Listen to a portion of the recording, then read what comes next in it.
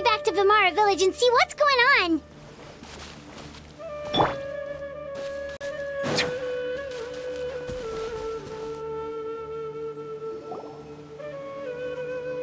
Hey, look at those hilly trails over there.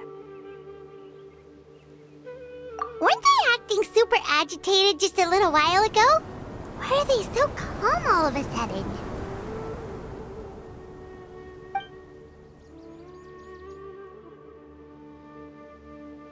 In the New World, they bade farewell to the shrouded sun.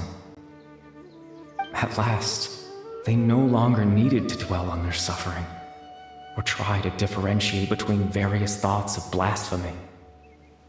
Such was the price they paid, and thus their souls became cleansed and pure.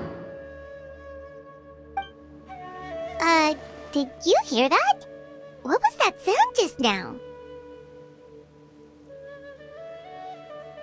It sounded so gentle. Could that voice be comforting the hilly trails in some way? Oh, this is weird. Let's check if this is happening anywhere else.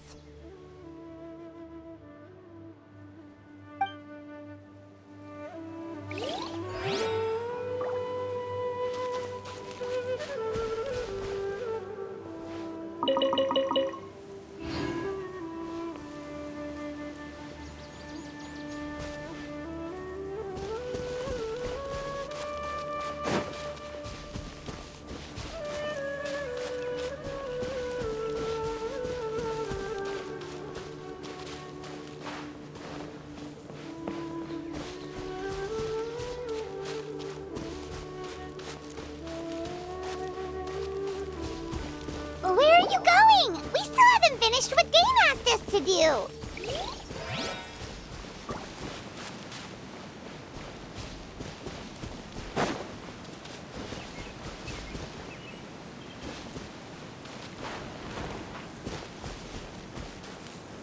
Looks like the same thing is happening over here too. The hilly trails are calm. You see, we're both still here.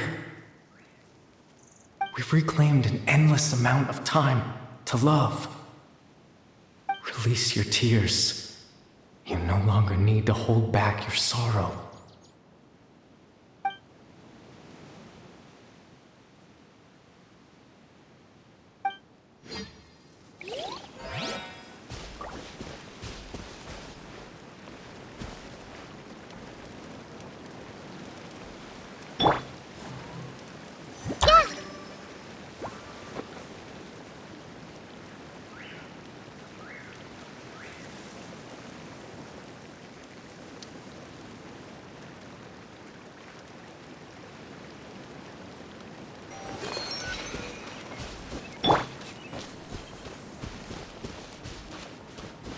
Over there. It looks like they're sleeping. In the end, he whispered softly, "Sleep well, Father. Sleep well, my beloved people. When you awake, that which differentiates us shall be no more."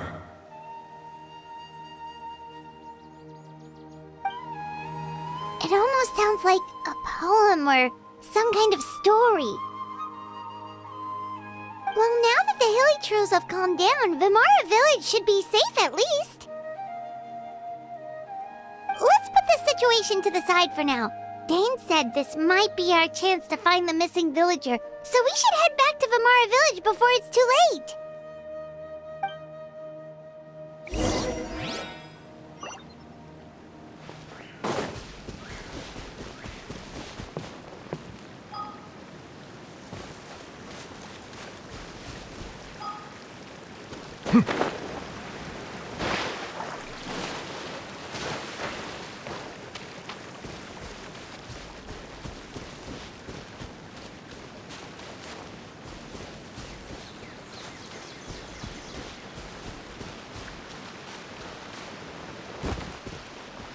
It's much better here.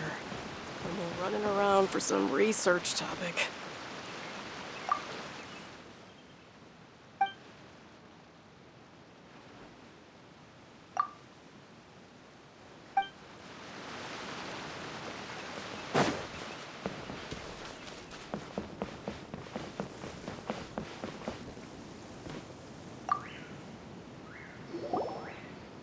Grandpa Medea, is everyone all right? The Abyss Order seems to be up to something nearby. The Abyss Order? This is the first I'm hearing of it. Thank you for your concern, but as far as I'm aware, it's been business as usual here in the village. Well, that's good to hear. Oh, also, you didn't happen to come across any clues about the missing villager while we were gone, did you? Someone's gone missing, you say? Who would that be? Huh?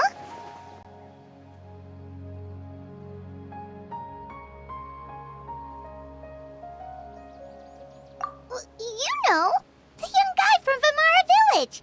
The one you've been looking for all this time. You posted a commission with the Sumeru Adventurers Guild. That's kind of the whole reason we're here, actually. Your missing persons commission. Ah, I do apologize, you two. I hope I'm not worrying you too much. I'm sure it's just my age making me forgetful again. At least right now, I can't seem to recall whatever it is you're referring to. Perhaps you should try asking someone else. But how is that? All right. Thanks for your help, Grandpa Amadea.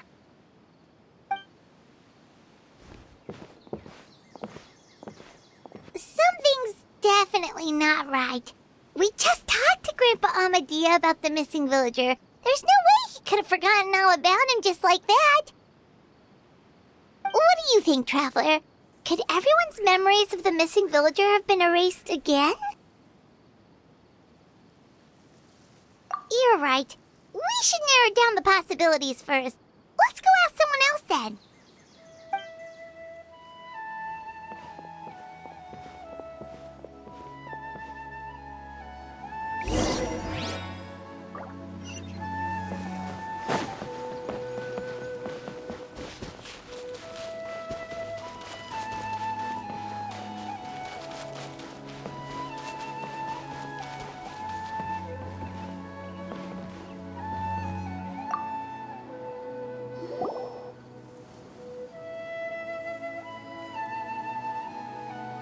Someone's gone missing? Who? Just as expected. That guy you said a bunch of nice things about earlier? The one you always used to chat with. He's around 20 years old, and you said he was a kind, warm-hearted person? Oh, I know who you're talking about. Really? You remember? There aren't many young people who've earned that kind of praise from me. If you're certain that's what I said. Then there's only one person who fits the bill. No doubt about it. But why'd you say he's gone missing? Yeah, I just saw him leave the village. There was someone else with him, too. They couldn't have gone far.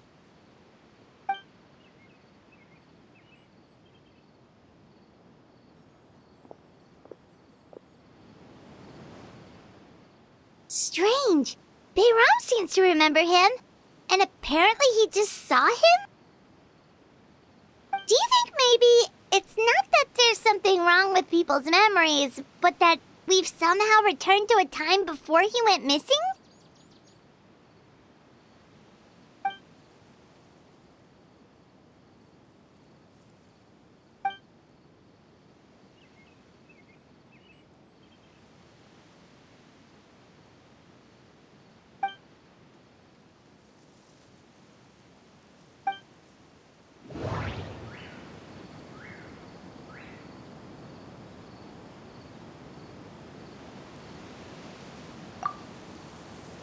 If this person only exists in people's memories, Maybe we're in someone's memory right now.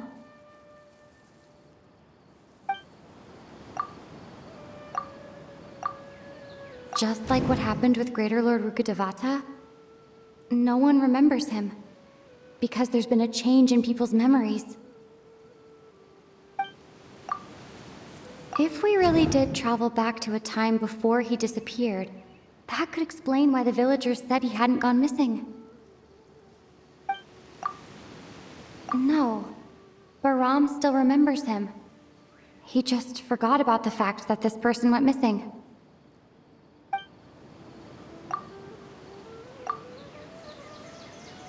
Right! Paimon totally forgot about the ley line disturbances. We're in someone else's memory. Just like how you entered your sibling's memory last time.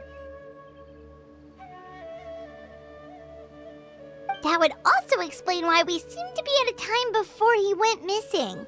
It's a memory after all. Right. If he's someone who only exists in people's memories, then we're finally on the same turf.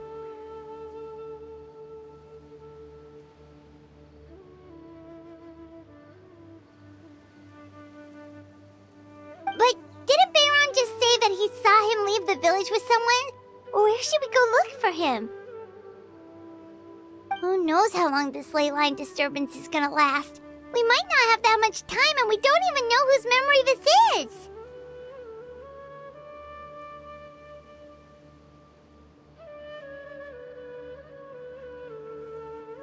Good idea! That'll help us narrow things down.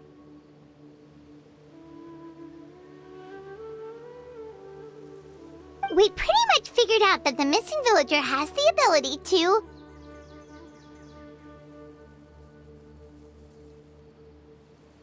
Right! That! Could we try to figure out more about him using what we know of his ability? Like, does it maybe leave a trace that would somehow give him away?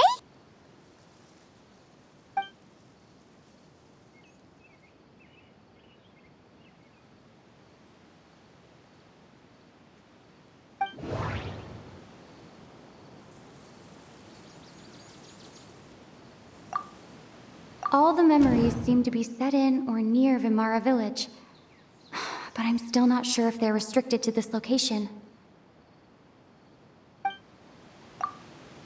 There's a difference between memories that arise from lived experiences and those that are implanted into the mind. Perhaps it has some... There's a difference between memories that arise from lived experiences and those that are implanted into the mind.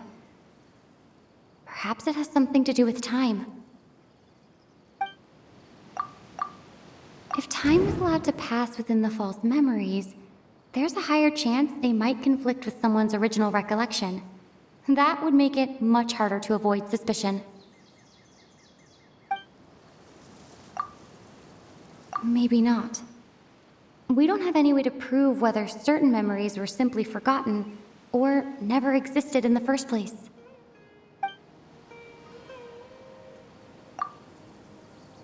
No. Based on what we know so far, there isn't any evidence to support that conclusion.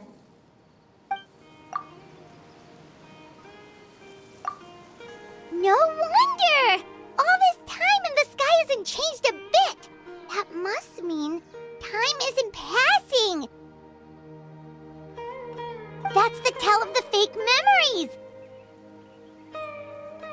The implanted memories are basically taking place outside of the regular 24 hours of the day.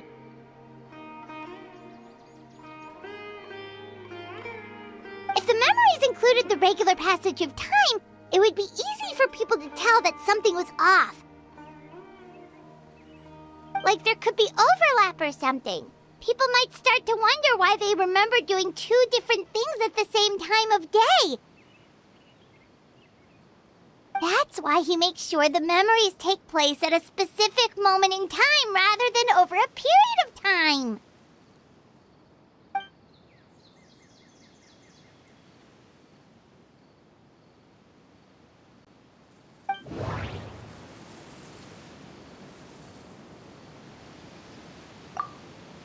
We thought Chief Ahmadiyya forgot about the missing villager. But it turns out, we're at a moment in time before the village issued the commission. The color of the sky coincides with the moment in time she described. Dainsleif had memories implanted into his mind. Could it be that it's happened more than once?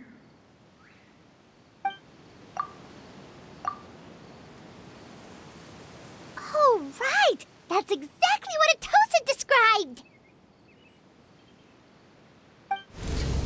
Come to think of it, every time we talked, it always seemed to be around dusk, just like right now. Time always passed by really slowly. Even when it felt like we'd been talking for hours, the sun would still be at the same position in the sky.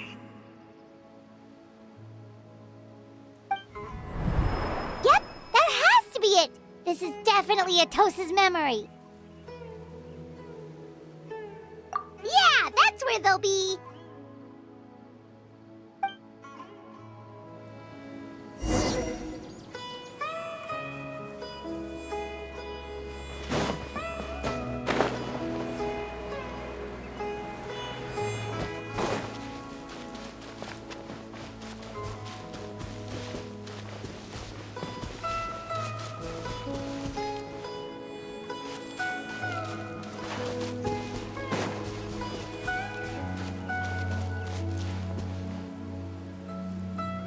So, you see, Granny Jahiet was a mercenary when she was younger.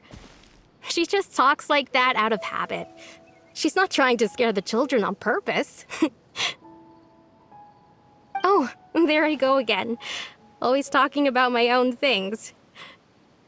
Do you maybe have anything you want to share? It's okay if you don't. You could also just talk about what you think of me? Oh, I think you're an incredibly strong and thoughtful young woman.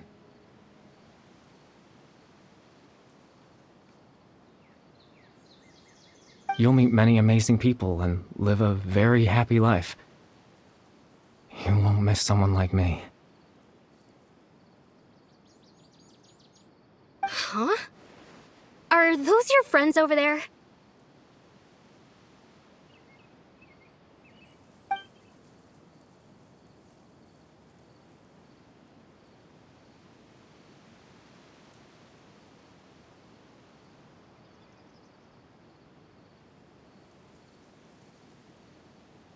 Oh, right! This version of Atosa hasn't met us yet! Friends? I guess you could say that. It must have taken them a lot of effort to find me. So, I should see what they need. I'm sorry, Atosa. We'll have to continue this conversation another time. Another time, huh? Yeah, okay. I'll head back to the village then. Talk to you...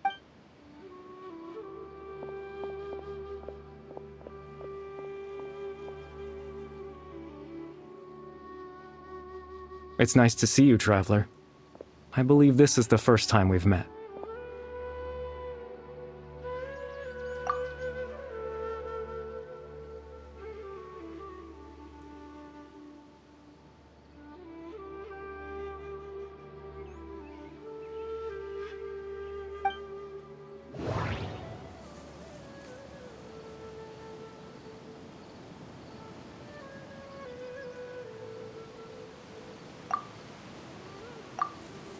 Born into abject sorrow, he shall now become the loom of fate. Dane's brother, one of the 5 sinners of Conria, the one who stole the power of the Abyss. The founder of the Abyss Order, the man who broke the curse of immortality.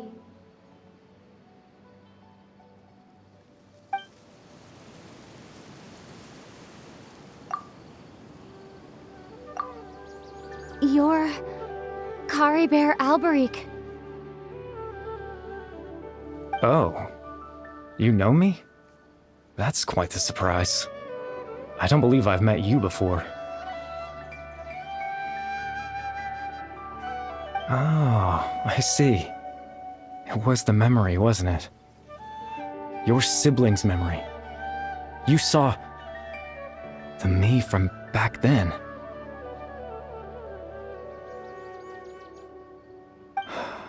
This is Atosa's memory.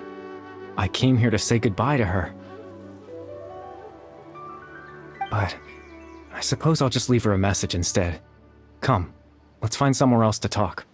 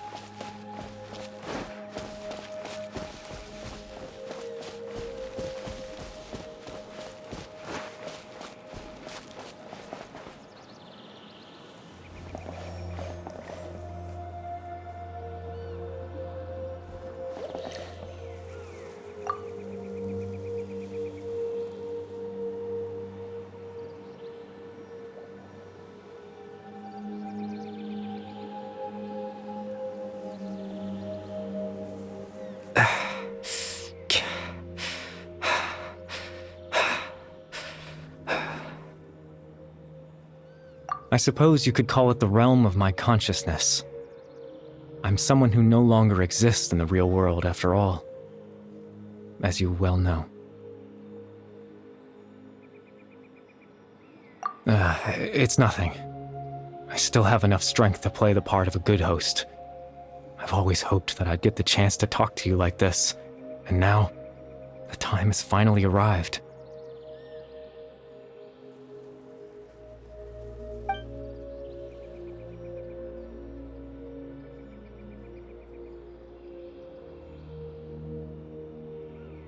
Extreme sorrow and pain, hope and regret coursing through your veins, and a degree of abyssal power that defies comprehension. Father told me that once I possessed all those elements, I would become the loom of fate.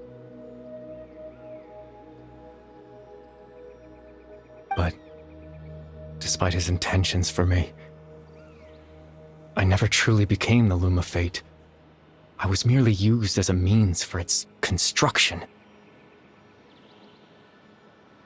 In truth, I died the moment I set everything in motion.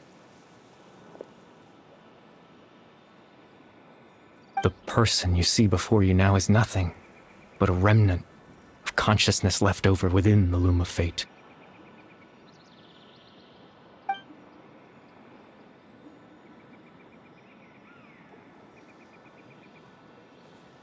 As for your question, the loom of fate is a device capable of weaving ley lines. In its primitive form, it can only be used to create and implant memories. But, as more of it is completed, its power becomes stronger and stronger, until finally, it has the power to weave real ley lines of its own. Once fully completed, the moment it gains the power to weave ley lines, it loses the lower-level ability to influence memories. But it also becomes a tool that can change the entire world. Yes, I have the ability to control the loom in its semi-completed form. I suppose you can think of it as a form of compensation.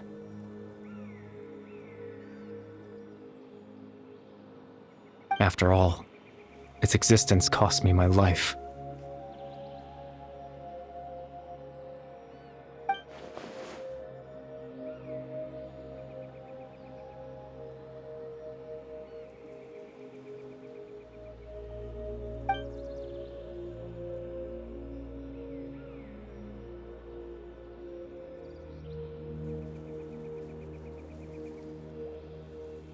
Ah, that. I was wrong to implant those memories. I'm sorry I caused so much trouble. Not only for everyone in the village, but for you as well.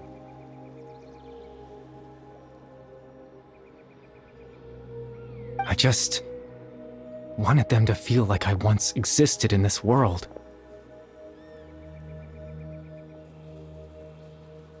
As if I had a chance at life.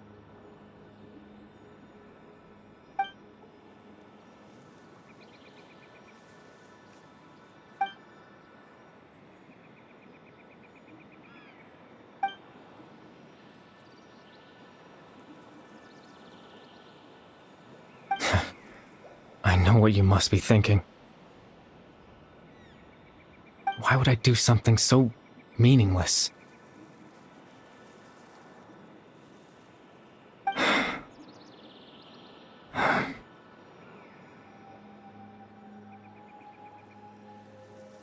But I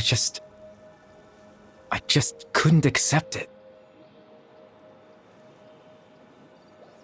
I had to know what it would be like if I had my own life. What kind of person I would be, what other people would think of me.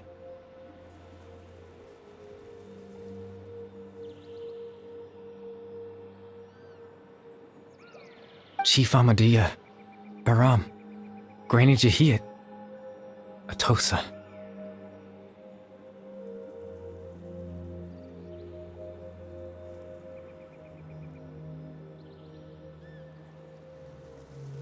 What would it be like if I could live alongside them?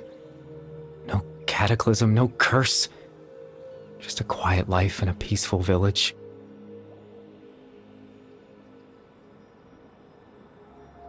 I was curious, so I selfishly tried to have my own life. Even if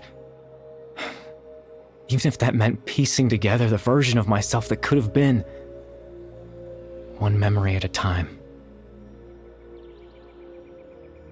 I know it sounds stupid. After all, my life ended a long time ago. Any chance at living was stripped away from me when I was 8 years old.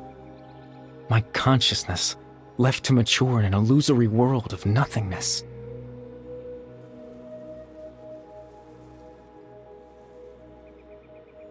Even the form you see before you was nothing but an invention based on my father's appearance. An imagined version of what I would look like if I had the chance to grow up.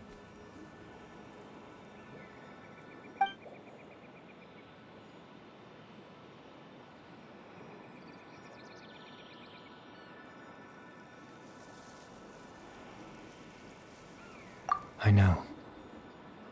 But there's nothing I can do to make them find me. If I could exist in the real world, I would return without a second thought and surprise them with the suddenness of it all. But, well, that's not possible for me.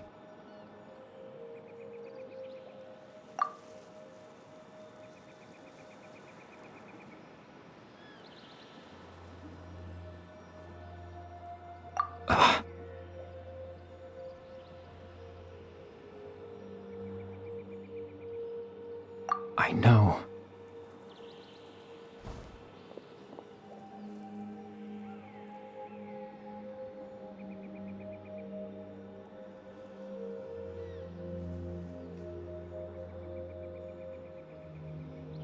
Captain Dainsleif.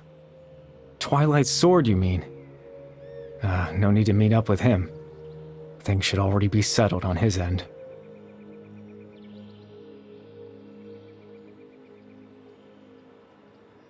Exactly. As someone who could only exist in people's memories, the fact that I'm able to talk to you in my consciousness like this can only mean one thing.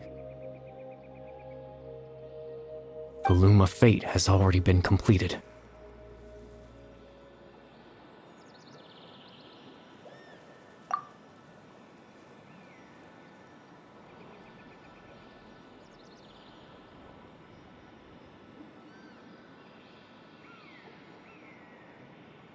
No need to worry about Captain Dainsleif. He's absolutely fine. The only reason he lost the eye was because I happened to guess exactly what he was planning.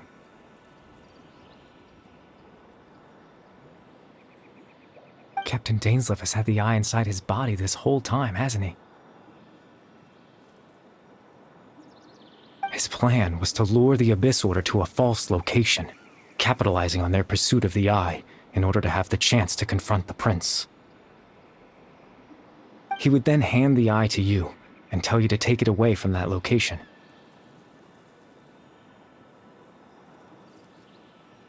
That way, Captain Dainsleif could accomplish his own goal and ensure the safety of the eye all at once. A very thorough plan. That's right, because in his mind, he had given it to you already.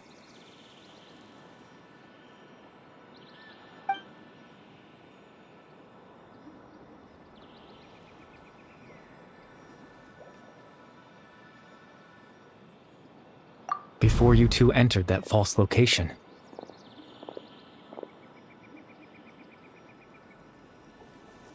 Traveler, wait.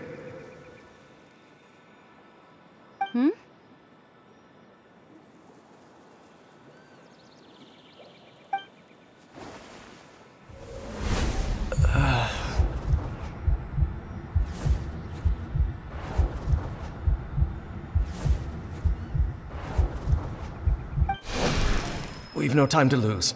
Let's head inside.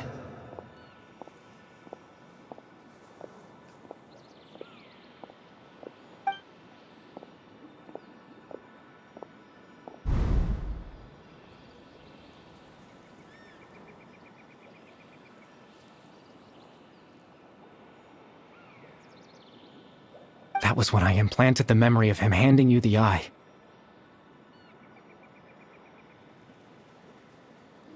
Given the tense situation at that time, Captain Dainsleif failed to notice anything out of the ordinary, and took that memory to be real. I'm sorry, Traveler, but I needed the Loom of Fate to be completed. And to do that, we had to retrieve the eye.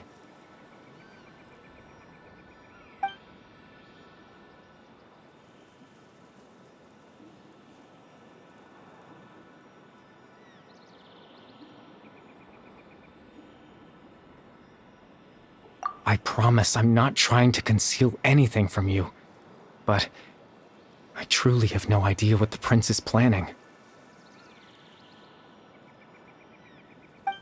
Tevat's ley line system is deeply entrenched in the planet. Creating new ley lines can neither replace nor extend the ones that already exist. In the face of everything they could be planning, I fear I'm too insignificant to even get a glimpse of the bigger picture.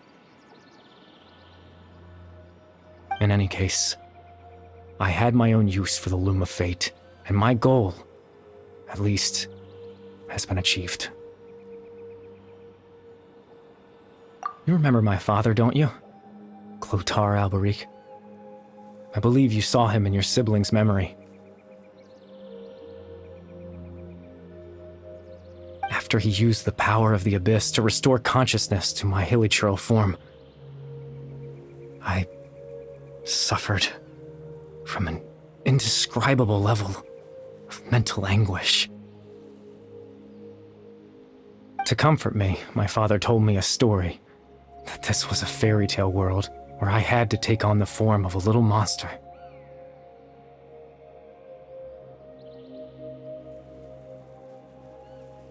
That story managed to dispel my fears, even if just for a moment.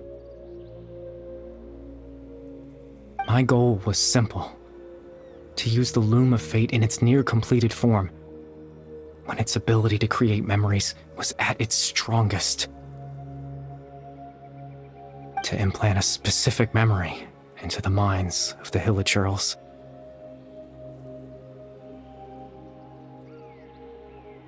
In that memory, I would tell them a story, just like my father did for me. It was a story of fairy tales and love. But more than anything, it was the story of us.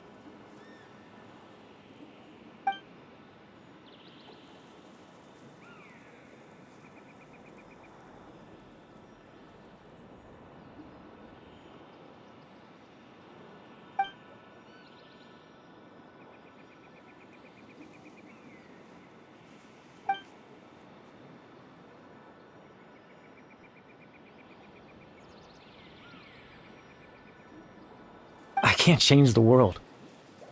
Not when I lost the very right to exist within it. Implanting those memories, that was the most worthwhile thing I could offer. All that's left of my existence is a wisp of residual consciousness tied to the Loom of Fate. In truth, that trace of my consciousness should have dissipated long ago.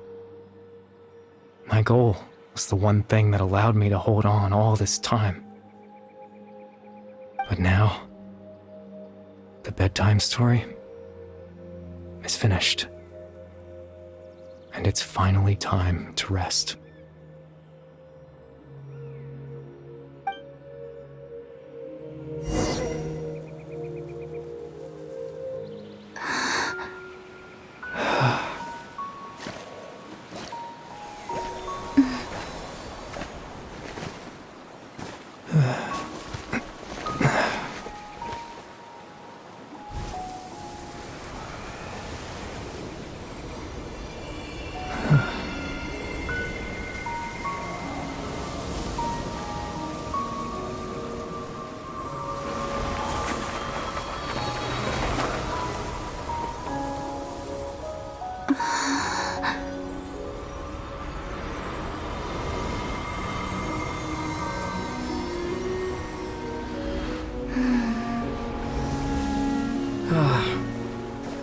Looks like I was too late to see Kari Bear one last time.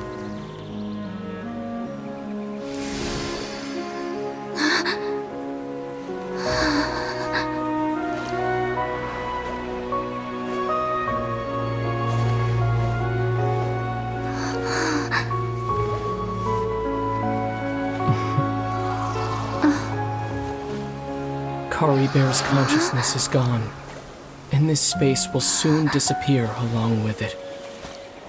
Neither of us belongs here. That's why we're not tangible. Were that not the case, I'd love to hug you too.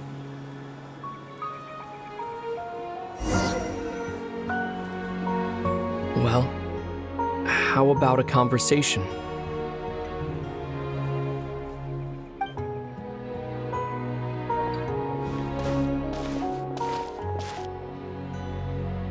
The chance to just stop and talk like this is certainly not easy to come by.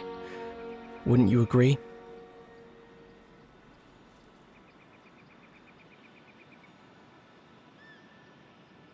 That battle earlier was tough. The one against Dane, I mean. I didn't expect that after everything, he would still hesitate to raise his sword against me. Were it not for that, perhaps I'd still be no match for the Twilight Sword, even after 500 years.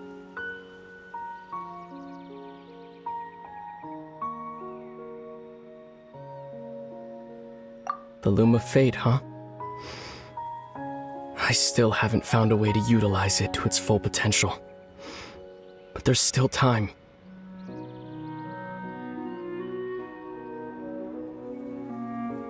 Before the heavenly principles awaken.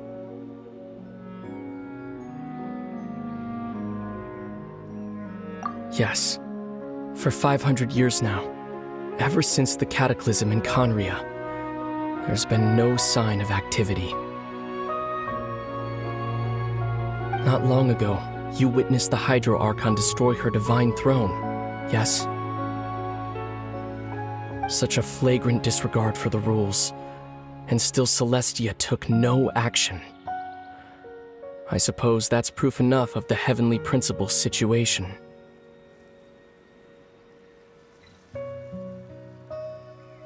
However, the Heavenly Principles will awaken. We just don't know when that will be, or what might trigger it. You could say that.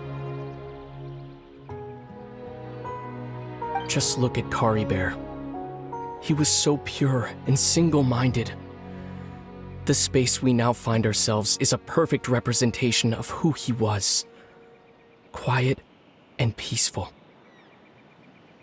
Even as a hilly churl, seeing the terrible sight within the mirror wasn't enough to taint his spirit. He brought comfort to the people of this world, even though he was denied the very right to be a part of it.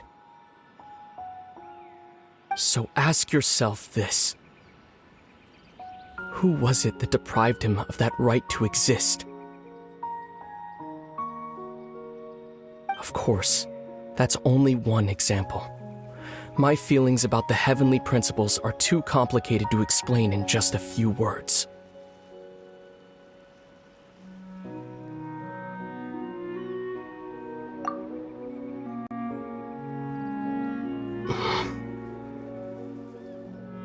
Lumine?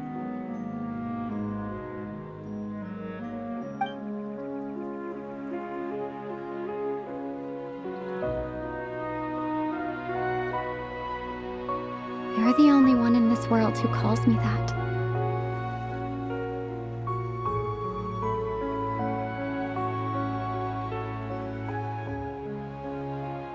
There's so much I wanted to ask you.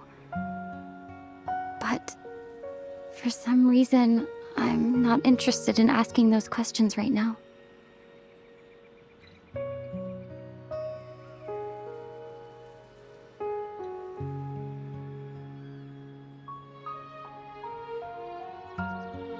There's just one thing I have to ask. One thing I could never understand. Why? Why can't we continue our journey together?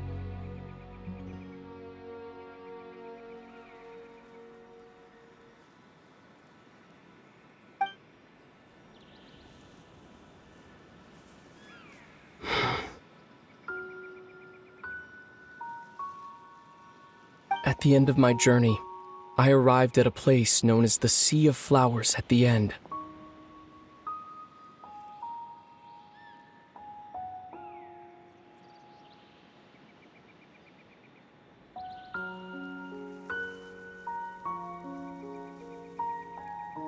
Do you remember? A long time ago, when we traveled between worlds together.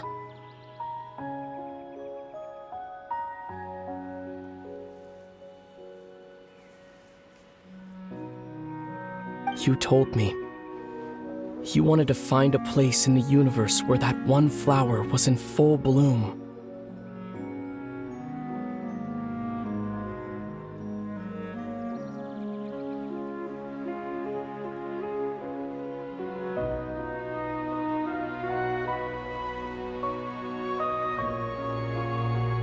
To have a place like that suddenly appear before me?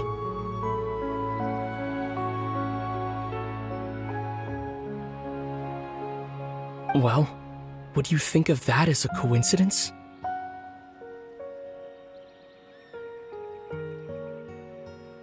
You mean? I miss you too, Lumine. But as this war continues to rage, and as I continue to seek that final answer, I don't even know how to face myself sometimes, let alone my own sister.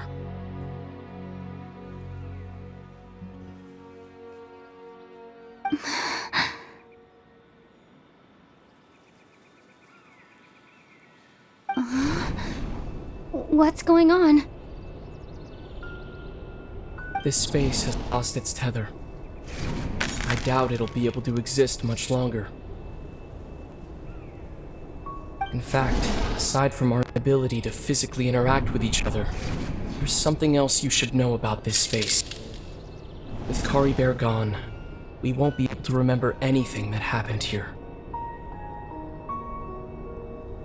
Everything in this space will be wiped from existence, including all memory of our reunion. You're only telling me this now?